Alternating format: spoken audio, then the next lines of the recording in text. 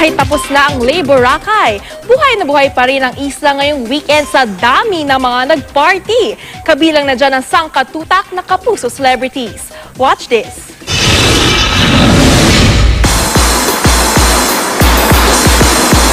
Beach games sa Boracay kasamang hot and sizzling Kapuso celebrities. Why not? Pero kanino kayo makikijoin sa Team Puka kung saan kabilang sina Tom Rodriguez, Isabel Daza at Rian Ramos? O sa Team White Beach na kinabibilangan naman ni Solen Yusaf, Dennis Trillo, Max Collins at iba pa?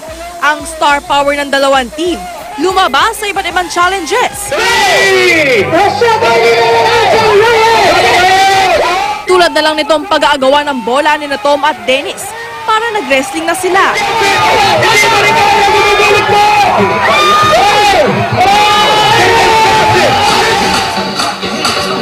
Kapag nasa Boracay, hindi po pwedeng hindi magpa-party. Ang kantahan kagabi, winner dahil kina Solen Yusaf at Rian Ramos.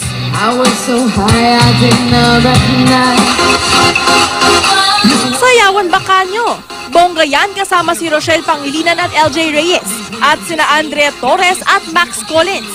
Wala ring talab ang init sa hotness ng kapusuhang sa sina Mike Tan, Arthur Solenap, Micael Daes at Rafael Rosel.